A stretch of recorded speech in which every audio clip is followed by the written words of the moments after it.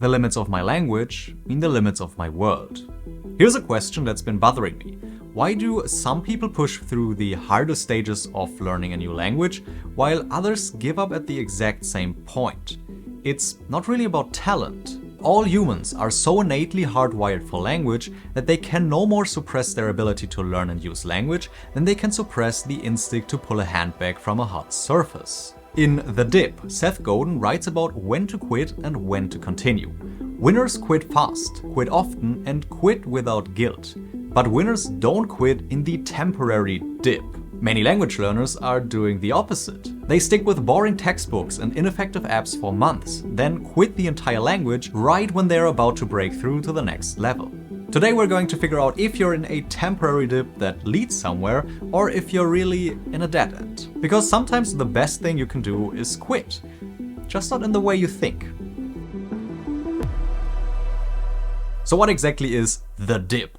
It's that brutal middle section where progress feels impossible, where you're putting in effort but can't see results, where every study session feels like you're banging your head against a wall. In language learning, this usually hits around the intermediate level. You can understand a lot, but expressing yourself feels clunky and frustrating. Sometimes it happens even earlier, a sort of beginner plateau. This can hit around 2 to 6 months into learning, when the initial excitement wears off and you've learned the most common words, but everything beyond that feels overwhelming. Maybe the grammar might scare you because it feels incredibly complex and unattainable. The research backs this up. Studies consistently show that learners experience what's called the intermediate plateau, a documented phenomenon where progress appears to stall. The funny thing is, you actually never plateau, it just feels that way. You're still improving, it's just not as obvious anymore. Your brain is doing incredible work during this phase, reorganizing patterns and rebuilding deeper connection, but again, it doesn't feel like progress. Persistent people are able to visualize the idea of light at the end of the tunnel when others can't see it. One of the main goals of this video that we get into is building the ability to see this light or visualize this light at the end of the tunnel. Because the dip is temporary, it has an end. Push through it and you reach a new level of capability. However, there is also the dead end, the cul-de-sac, as Godin says, although I prefer the German Sackgasse. This is when you're putting in effort, but there's genuinely no reward coming. Maybe you're using methods that don't match how you learn. Maybe you're studying a language you don't actually need or want. Maybe your life circumstances have changed and this language no longer serves your goals. In that case, you should consider quitting, or at least putting it on pause momentarily and spend the time on a different language or something entirely different. The critical question isn't, am I struggling? We are all struggling at some point during some phases in our journey of learning a language. The real question is, am I in a dip that leads somewhere, or am I in a real dead end? A woodpecker can tap 20 times on 1,000 trees and get nowhere, but stay busy. Or he can tap 20,000 times on one tree and get dinner. So beyond just learning a new language, the difference between success and failure in what you want to do often comes down to recognizing which tree is worth the 20,000 taps. So how do you know? How do you know if you're just in the dip or if you're in a dead end? Let's start with the signs that you are in a temporary dip, the kind that's worth pushing through. First, check your emotional relationship with the language. Are you frustrated with your current level, or are you frustrated with the language? There is a huge difference. If you still feel curious about how the language works and enjoy its native media, that's a good sign. You're not tired of the language, you're just tired of feeling stuck. Second, look at your progress over longer periods of time. The dip tricks you into focusing on daily or weekly progress, which can feel non-existent. But if you compare where you are now to where you were 3 or 6 months ago, you'll probably see significant improvement. You understand more complex content, even if speaking still feels difficult. You can prove that to yourself by revisiting content you've seen 3 or 6 months ago. Third, consider your goals and motivations. Do you still want what this language can give you? Why did you start to learn it in the first place? Can you still picture yourself having conversations, reading books, or using it professionally? If the end goal still excites you, you're most likely in a dip and not a dead end. Linguist Stephen Krashen found that motivational and attitudinal considerations are prior to linguistic considerations. If the effective filter is up, no matter how beautifully the input is sequenced, no matter how meaningful and communicative the exercise is intended to be, little or no acquisition will take place. Said simply, if you don't care about the language, it will be much harder to learn it. And this is crucial. Your emotional state affects your ability to learn. The dip often raises that effective filter through frustration and self-doubt. So let's lower it again by changing our approach instead of quitting the language. Finally, there's the almost there feeling. You can understand most of what you read or hear, but when it's time to speak or write, the words don't come easily. This is actually a classic sign of being right before a breakthrough and completely normal. Active vocabulary, so the words you use in conversations, is always much smaller than passive vocabulary, the vocabulary you understand, even in your native language.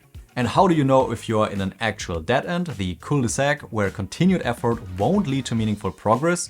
You know it by reflecting on this quote. Never quit something with great long-term potential just because you can't deal with the stress of the moment. The key word there is great long-term potential. If the potential is no longer there for you personally, quitting becomes the smart choice. When you don't have an intrinsic and integrative motivation, a genuine desire to connect with the language and culture, long-term success becomes less likely. However, interestingly, motivation is not something fixed. Research from self-determination theory shows that motivation depends on three basic psychological needs: autonomy, competence, and relatedness. Autonomy means feeling in control of your learning. I made a whole video which hammers home the point that you should do it on your own.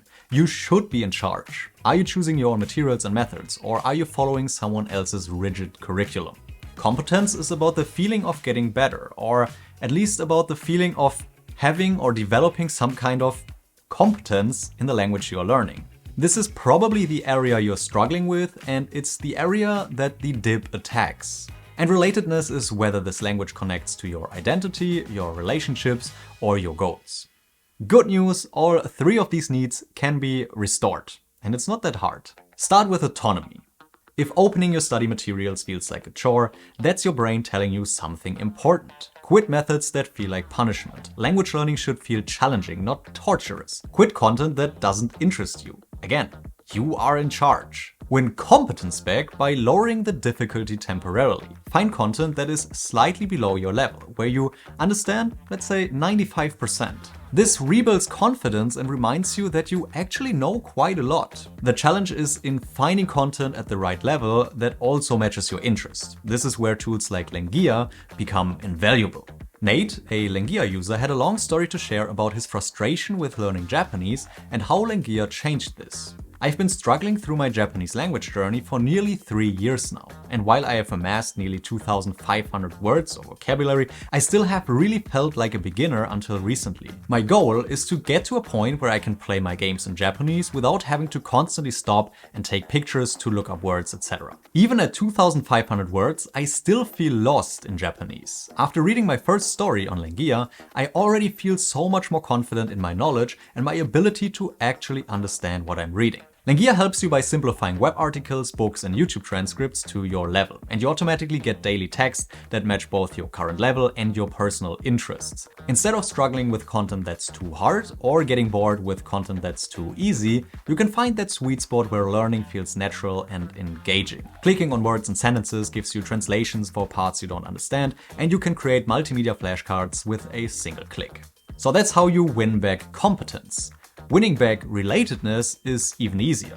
Did you start learning the language to connect with family heritage, to understand anime without subtitles, to advance your career, to travel and connect with people? Just answering this should be enough. Additionally, change your metrics entirely. Track exposure, hours of content consumed, and pages read. This graph always goes up if you put in the time and effort. And honestly, it's also the graph that will make you fluent in the long run, even if you don't feel it in the day-to-day. And finally, find community. One of the biggest challenges of the dip is that it feels isolating. Connect with other learners who are at similar levels. Share your struggles openly, here on YouTube for example. You're gonna notice that basically everyone feels like that, at least at some point. But let's be honest, sometimes quitting the language is the right thing to do. Quit before you even start if you can't commit to getting through the dip, because it will come. If you're thinking about starting a new language, but you know you don't have the time or a genuine interest to push through the inevitable difficult phases, don't start. Also, quit fast if you realize you are in a dead end. If after honest reflection, this language no longer serves your goals or connects to your life, quit quickly and redirect that energy. But never quit during the dip itself. That's when your emotions are running high and you probably don't make the right decision. If you quit, quit well. What does that mean? Acknowledge what you've learned. Even if you didn't reach fluency, you gained insights into how languages work, how you learn best and what motivates you. That knowledge transfers to everything else you do. Also, keep the door open for future return. Languages don't disappear, at least not that rapidly. So here's your decision framework. First, are you in a dip or a dead end? Look at your emotional relationship with the language, your progress over months, not days, and whether your original goals still matter to you. Second, if you're in a dip, are you willing to quit your current methods and try something different? Commit to changing at least one major part of how you approach the language for at least 30 days. If you are in a dead end, quit without guilt. If, on the other hand, you've decided you are in a dip and want to push through, but you're not sure how to take control of your learning and quit those ineffective methods, I've got the perfect next step for you. Check out this video next, where I break down exactly why independent learning is so much more effective than traditional instruction and give you a complete roadmap for taking charge of your own journey. Because here's the thing, most people in the dip are actually stuck because they're still waiting for someone else to teach them instead of taking full responsibility for their own progress. Thank you for watching and see you next time.